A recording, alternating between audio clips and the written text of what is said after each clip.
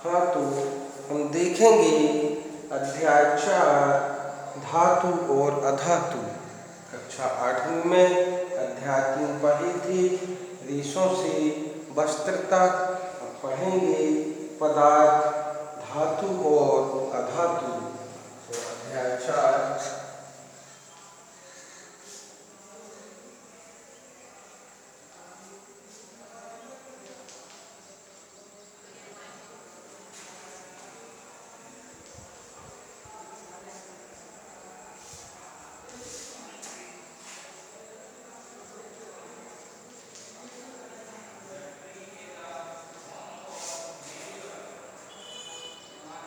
तो कक्षा 8वीं अध्याय 4 पदार्थ, धातु और अधातु। तो आप लोहा, एल्यूमीनियम, तांबा आदि जैसे कुछ पदार्थों से परिचित हैं।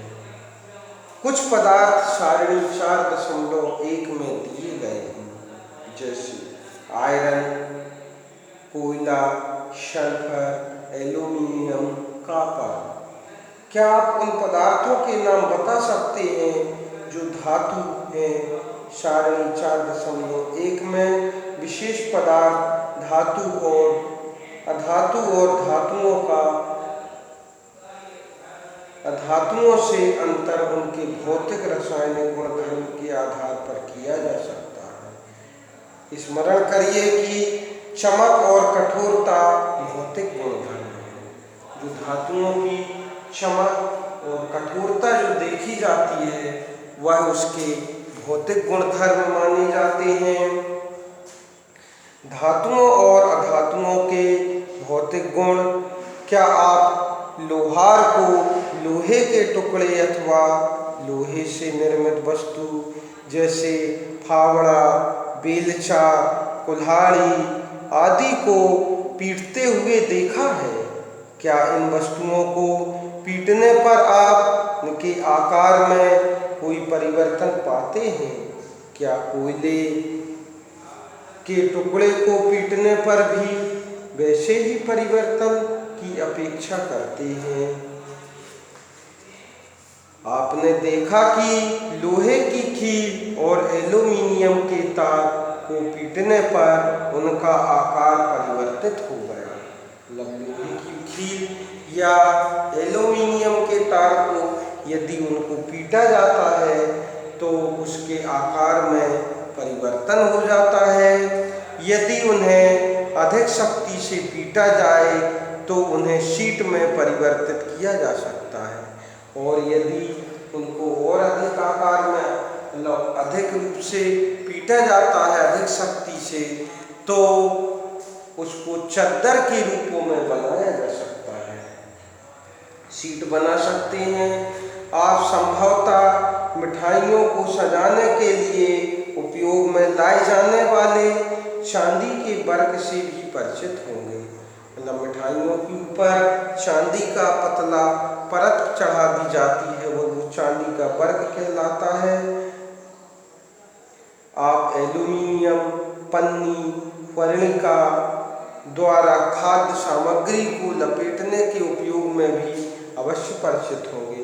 जो एल्यूमीनियम की पन्नी बनाई जाती है और खाद्य पदार्थों को उसको लपेट के उसके अंदर भरा जाता है, इसके बारे में भी आप सुने होंगे।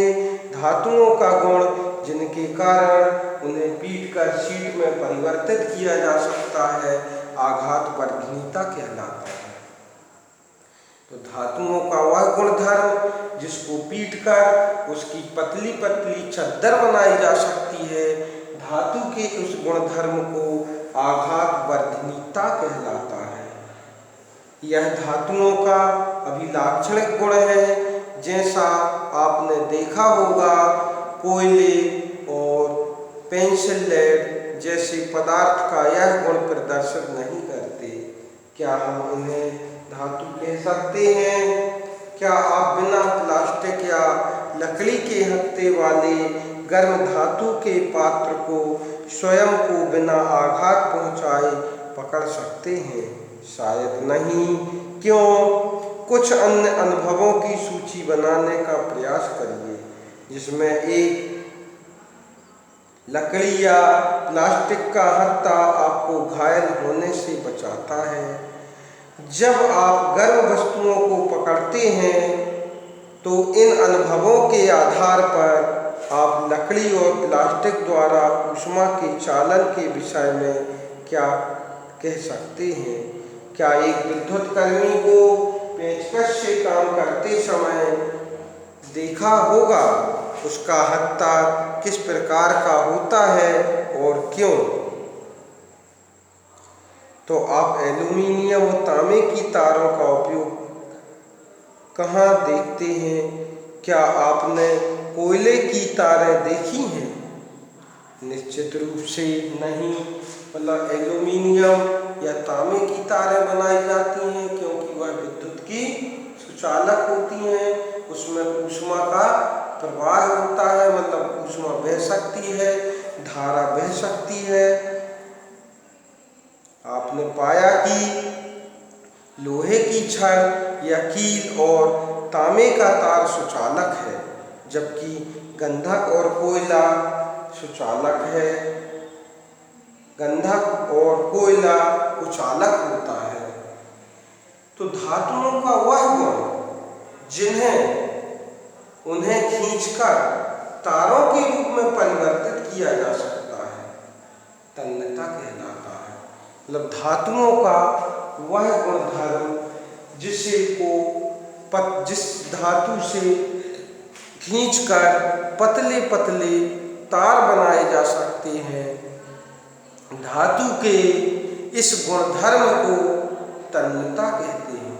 मतलब धातुओं के ऐसे गुणधर्म जिनके पतले पतले तार, महीन तार खींचे जा सकते हैं, तो धातुओं के इस गुणधर्म को तन्यता कहते हैं। क्या आपने कभी लोहे की शीट, प्लेट, धातु का सिक्का और एक कोयले का टुकड़ा फर्श पर गिराकर उनसे उत्पन्न ध्वनि के अंतर पर ध्यान दिया है?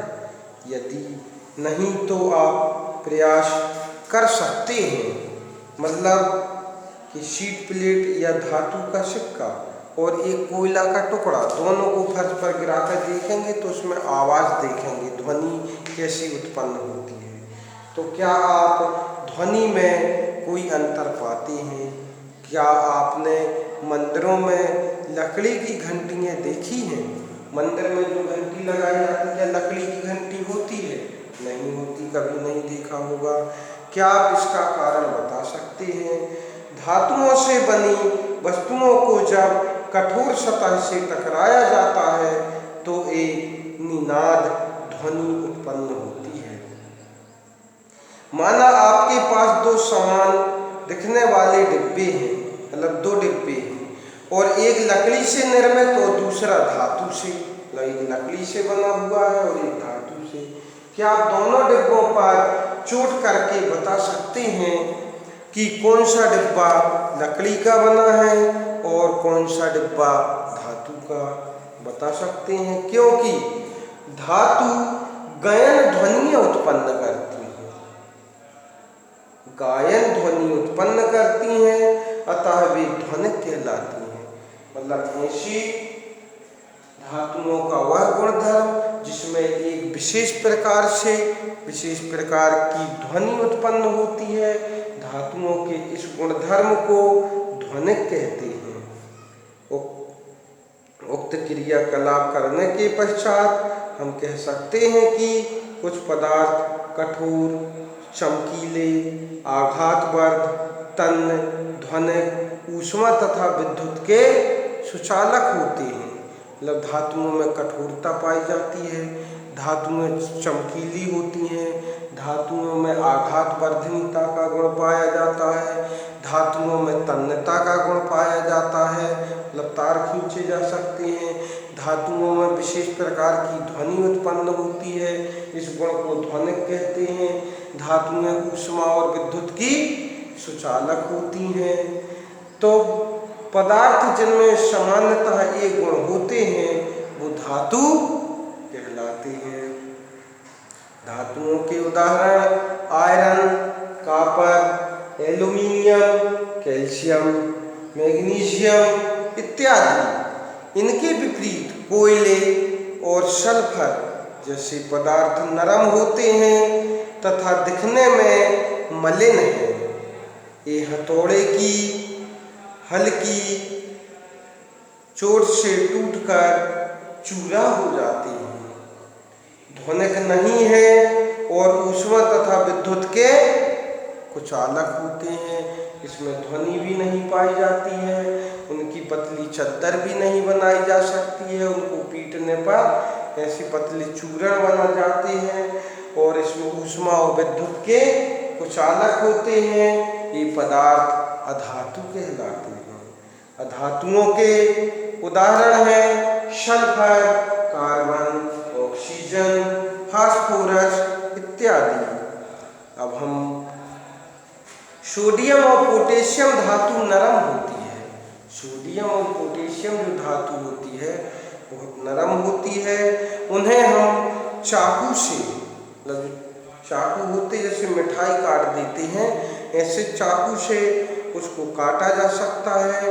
मरकरी मतलब पारा एक ऐसी केवल धातु है जो कमरे का तापमान लगभग 25 डिग्री सेल्सियस माना जाता है, तो कमरे के तापमान पर द्रव अवस्था में पाया जाता है।